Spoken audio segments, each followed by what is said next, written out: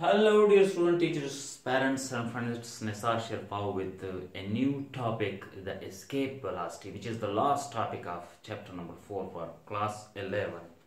तो आज का जो हमारा टॉपिक है वो है escape velocity. Escape velocity क्या होती है?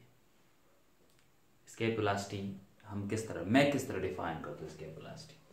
The minimum value of the velocity का वो कम से कम value that a body must be projected with, जो कि एक बॉडी को इस वेलोसिटी के साथ फेंकना पड़ेगा, जमीन के खिलाफ, फील्ड के खिलाफ फेंकना पड़ेगा किसी भी डायरेक्शन में, याद रखिए किसी भी डायरेक्शन में, टू एस्केप और get it out of the gravitational field of attraction of the earth. जो जमीन के अट्रैक्टिव फील्ड का जहां पे रेंज है उससे बाहर लेके जाए, उस वेलोसिटी को हम एस्केप वेलोसिटी का नाम देते हैं। यानी वो कम से कम वेलोसिटी जो किसी बॉडी को अर्थ के ग्रेविटेशनल फील्ड से बाहर लेके जा सकता हो, उसको हम एस्केप वेलोसिटी के नाम से जानते हैं।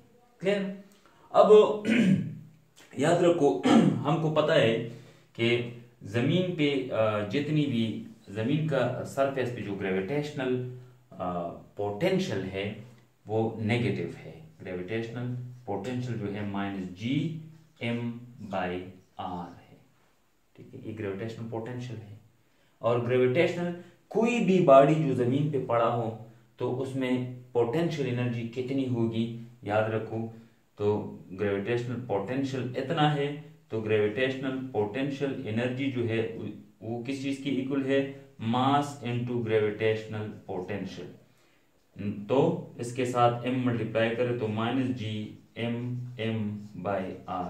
कोई भी बॉडी इधर पड़ा हो, इधर पड़ा हो, इधर पड़ा हो, इधर इधर जहां भी हो, और इसका मास m हो, तो उसमें इतनी ही पोटेंशियल एनर्जी होगी और नेगेटिव होगी।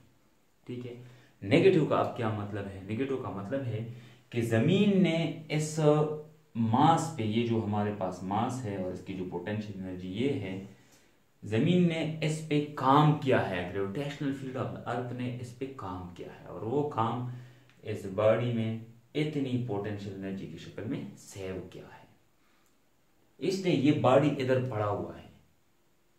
अब अगर इस बॉडी को इस गिरफ्त से, जमीन के इस गिरफ्त से या इस कर्ज से निकालना हो, तो इसके लिए क्या करना होगा? इस पे काम करना पड़ेगा। तो जमीन ने इस डायरेक्शन में बॉडी पे काम किया है, अपनी ही डायरेक्शन में, हमने उसी डायरेक्शन पे काम करना पड़ेगा। और ये काम कैसा, किस शक्ल में? काइनेटिक एनर्जी की शक्ल में। ठीक है, ऐसा भी आप कह सकते हैं, एक थोड़ा सा डिटेल में बता दूं, थोड़ा सा एडवांस। तो ये मेरा जो प्रीवियस लेक्चर में उसमें मैंने डिटेल से किया हुआ है कि ये जो हमारा यूनिवर्स है, ये it is just like a stretch membranes of potential energy. ये पोटेंशियल एनर्जी का एक चादर, बिछा हुआ चादर है, जिसमें हर एक मास ने चादर को बेंड किया है अपनी मास के मुताबिक। फॉर एग्जांपल, अगर ये हमारे पास एक चादर है इस तरह पोटेंशियल एनर्जी का, तो मास ने, अर्थ ने कैसे, सन ने कितना कैसे बेंड किया है? सन ने इतना बेंड किया है ज्यादा, क्योंकि सन का क्या है? मास ज्यादा है, ये सन ने बेंड किया। अर्थ ने भी बेंड किया है इस तरह, इस तरह। अर्थ ने कम किया है, ये अर्थ है, क्योंकि अर्थ का जो मास है वो सन के मुकाबले में कम है। इस तरह मून ने भी इस चादर को इस तरह बेंड किया हुआ है। ये हमारे पास मून है इस तरह, और ये इस तरह स्लोप की शक्ल में। ठीक है, मतलब है कि यहाँ इस लेवल पे जो है पोटेंशियल एनर्जी जो है, ग्रेविटेशनल पोटेंशियल एनर्जी, इसकी वैल्यू मैक्सिमम वैल्यू है, और वो है 0। याद रखो कि पोटेंशियल, ग्रेविटेशनल पोटेंशियल एनर्जी की मैक्सिमम वैल्यू कितनी होगी? 0। बाकी जहां भी जाए नेगेटिव होगी। ठीक है, तो यहाँ पे इसकी इस कुंवी की, इसको हम इसको फिजिक्स में एक और नाम देता है, इसको क्या होता है? Potential well, gravitational potential well, कुआं, एनर्जी का कुआं। तो इसकी गहराई चूंकि मास के मुताबिक है, या आप इस तरह कह सकते हैं, चादर ले ले, इस तरह चारों तरफ पे उस पर कील ठोंक दें, बिल्कुल स्ट्रेच कर दें, बीच में एक मास रख दे तो ये क्या होता है, ये नीचे की तरफ बेंड हो जाएगा। तो बिल्कुल वही कंसेप्ट है। तो वो मास के मुताबिक वो जितना मास ज्यादा होगा उसमें वो बेंडिंग है वो ज्यादा होगी। तो इसमें बेंडिंग ज्यादा क्या है, क्योंकि इसका मास ज्यादा है। तो इस विल की गहराई काफी ज्यादा है, काफी ज्यादा है, ठीक है।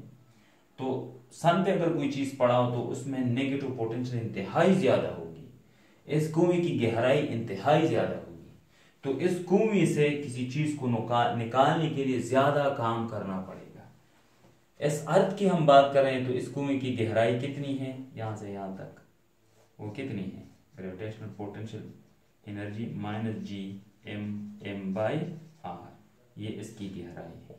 इस गहराई से निकलने के लिए, ताकि बॉडी मुकम्मल निकल जाए यहां से, यानी जीरो पोटेंशियल पे पहुंच जाए, इतना ही काम करना पड़ेगा।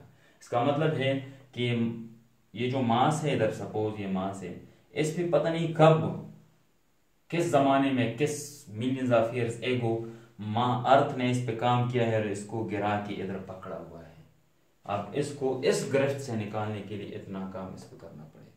सिमिलरली अगर यही मास मून पे पड़ा हो तो उस पे इसके मुकाबले में कम काम करना पड़ेगा, क्योंकि इस पोटेंशियल विल की जो गहराई है वो इसके मुताबिक, इसके मुकाबले में, अर्थ के मुकाबले में कम है, क्योंकि रेडियस ऑफ मून जो है वो कम है। क्लियर? अच्छा, मास ऑफ द मून भी कम है, ठीक है। तो अच्छा, यही कंसेप्ट था। अब ये जो बॉडी पे काम करना पड़ेगा, बॉडी पे already the earth has done work, the earth has done work of W is equal to minus G M by R at the surface. Surface तक लाने में अर्थ ने एक बॉडी पे इतना काम किया। अब हमने किसी भी एक्सटर्नल सोर्स के जरिए यहाँ पे हमने भी काम करना पड़ेगा, क्योंकि इसने इस डायरेक्शन में काम किया, हमने उस डायरेक्शन में काम करना पड़ेगा। लेकिन ये काम कैसे करना पड़ेगा, कैसा करना पड़ेगा? काइनेटिक एनर्जी की शक्ल में, क्योंकि काम तब होता है जब काइनेटिक एनर्जी में चेंज आ जाती है, ठीक है। तो जब आप काम करेंगे तो काइनेटिक एनर्जी की बात जरूर होगी, जैसा कि वर्क एनर्जी थ्योरी में हम पढ़ चुके हैं, ठीक है। तो अब the same amount of work must be done against the gravitational field by an external agent. ये काम अब आपने करना पड़ेगा, ग्रेविटी ने नहीं, ठीक है। To escape the body out of the field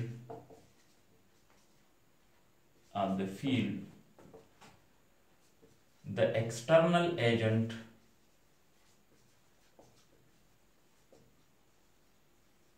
must work by same amount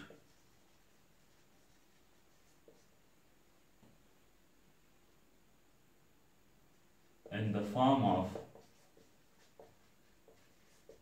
kinetic energy. ये सारा काम है, बाद लोग डायरेक्टली कहते हैं काइनेटिक एनर्जी और पोटेंशियल, नहीं, ये काम इस पे किया गया है। किसने किया है? अर्थ ने किया, आपने भी इस पे काम करना पड़ेगा। तो by work energy theorem, by work energy theorem, ये लोग यूज नहीं करते, ये यूज करना जरूरी है। वर्क एनर्जी थ्योरम क्या कहते हैं कि work done is equal to change in kinetic energy of the body. अब देखो, अगर बॉडी को आपने फेंकना है यहां से, अगर बॉडी को आपने यहां से निकालना है यहां से, तो आपने काम करना पड़ेगा। इस पे ऑलरेडी काम जो है minus G M by R काम किया गया है, आपने इतना ही काम करना पड़ेगा। और ये काम किस शक्ल में? ऊपर की तरफ ले जाने में। तो याद रखो कि इस पे अर्थ ने पॉजिटिव काम किया है, गिरा दिया, आपने नेगेटिव काम करना पड़ेगा, ठीक है।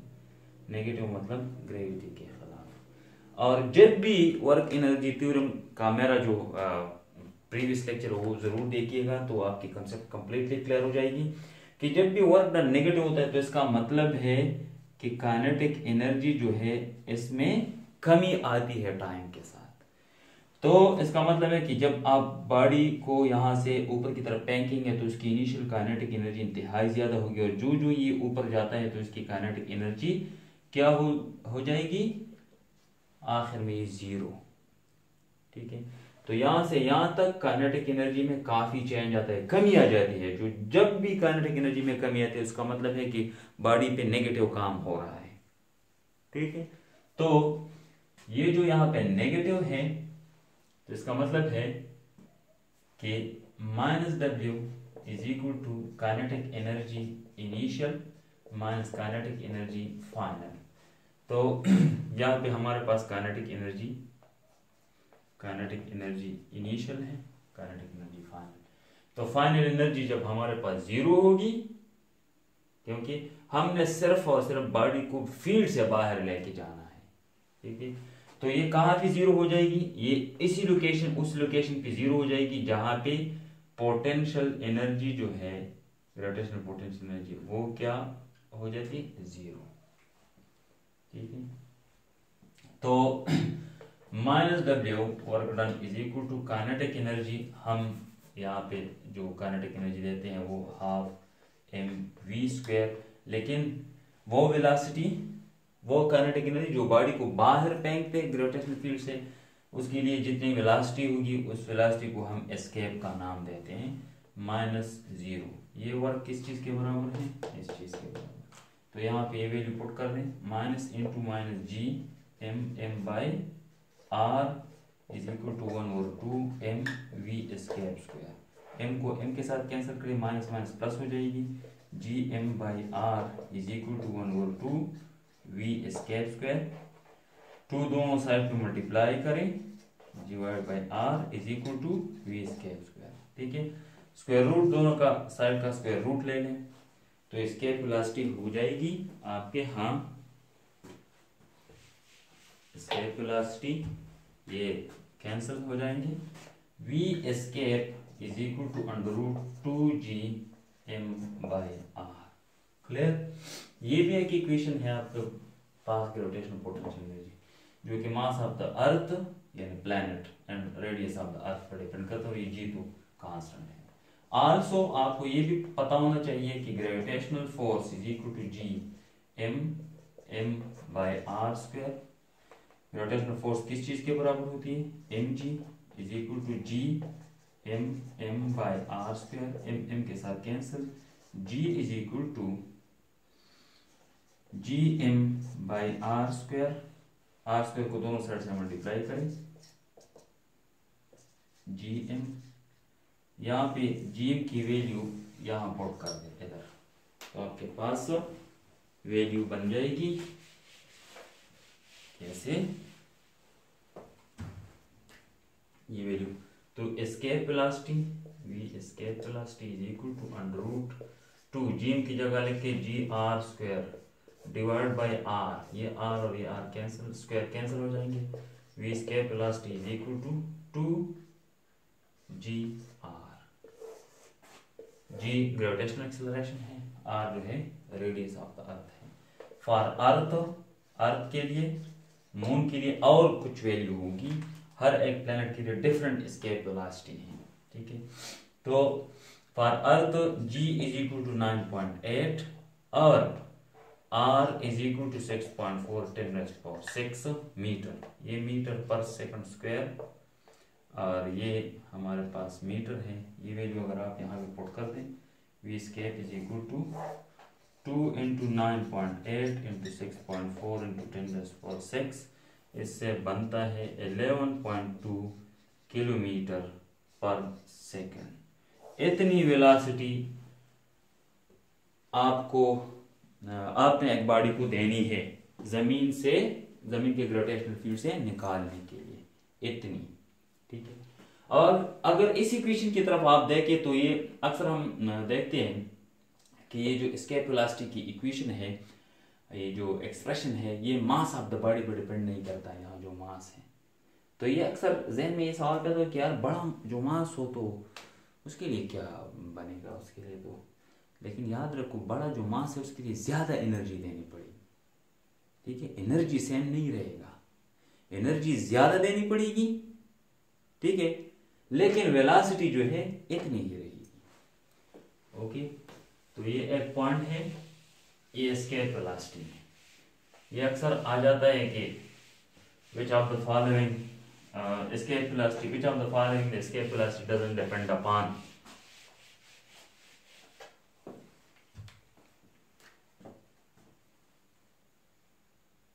number 1 escape velocity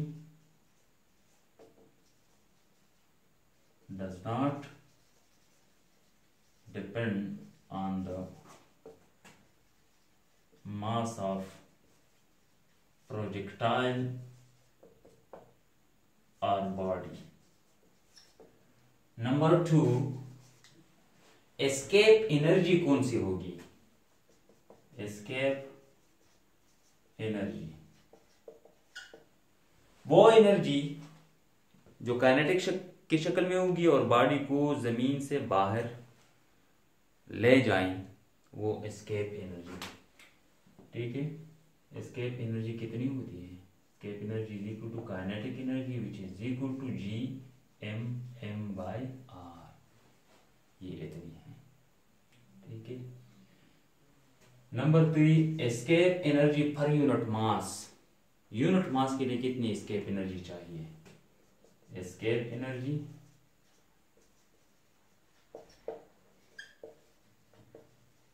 पर unit mass is equal to kinetic energy, ये एस्केप है ना, यहाँ पे एस्केप लिख के एस्केप इधर में divide by mass G(m)(m)/r divide by small m, ये कैंसिल हो जाएंगे, G(m)/r, G की value 6.67 10⁻⁻11, mass of the earth 6 × 10⁻24 divide by 6.4 × 10⁻6, और वैल्यू इसकी क्या होगी? जॉल पर किलोग्राम। इस पे आता है 63 मेगा जॉल पर किलोग्राम। एक ही किलोग्राम बॉडी को अगर आपने एस्केप करना हो, मतलब ग्रेविटेशनल फील्ड से निकालना हो, तो 63 मेगा जॉल एनर्जी चाहिए। इस तरह अगर 2 किलोग्राम हो तो इसके साथ 2 मल्टीप्लाई करें, 3 किलोग्राम 3 मल्टीप्लाई करें, ठीक है। तो यही वजह है कि एस्केप वेलोसिटी जो है वो बॉडी के मास पर डिपेंड नहीं करता। अगर आप बॉडी के मास बढ़ा देंगे तो क्या होगा? आपने एनर्जी बढ़ानी पड़ेगी। क्लियर हुई बात? अच्छा, नंबर 4, एफ वी वेलोसिटी, आप एक बॉडी को ऐसी वेलोसिटी देंगे जो एस्केप वेलोसिटी से ज्यादा हो, that is f for earth. अगर आप अर्थ से एक बॉडी को बाहर फेंकेंगे, f for earth v is greater than 11.2 kilometre per second, तो क्या होगा? क्या होगा? याद रखो, ये ग्रेविटेशनल फील्ड से भी निकल जाएगी और ग्रेविटेशनल फील्ड से निकलने के बाद अपना मोशन जारी रखेगा एक खास काइनेटिक एनर्जी के साथ। कितनी काइनेटिक एनर्जी के साथ? याद रखो, it will continue its motion with velocity, कितनी वेलोसिटी के साथ? with velocity of under root v square minus v escape square, ये वैल्यू है, ठीक है।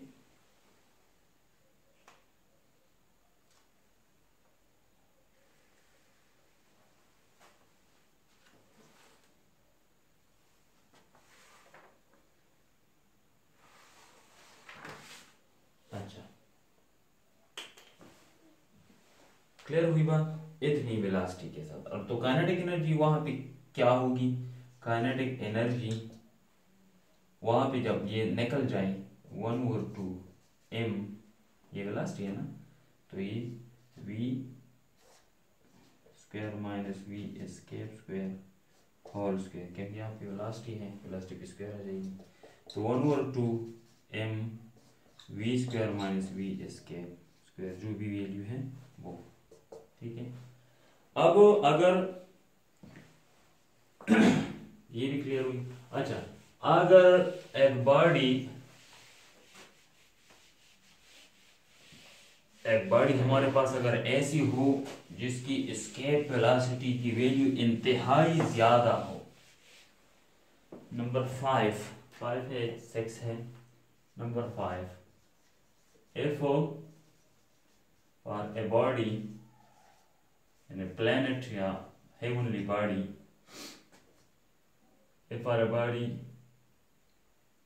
whose escape velocity is nearly equal to c means speed of light, 3 into 10 raised to power 8 meter per second, then no body, अगर एक ऐसा planet हो हमारे पास जिससे एक बॉडी को इसके ग्रेविटेशनल फील्ड से बाहर निकालने के लिए स्पीड ऑफ लाइट चाहिए होती है, मतलब इतना एस्केप वेलोसिटी चाहिए, तो याद रखो कि ऐसे प्लैनेट से बॉडी तो क्या लाइट भी नहीं निकल सकती, और उसको हम ब्लैक होल का नाम देते हैं।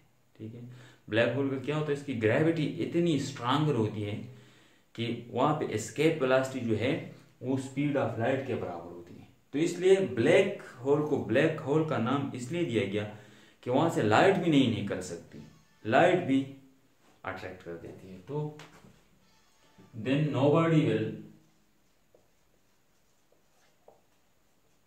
will escape from there, even light भी नहीं निकल सकती, even light as well। ठीक है, तो ये है हमारे पास एस्केप वेलोसिटी। अगर आपका कोई क्वेश्चन हो तो हमें कमेंट कीजिएगा।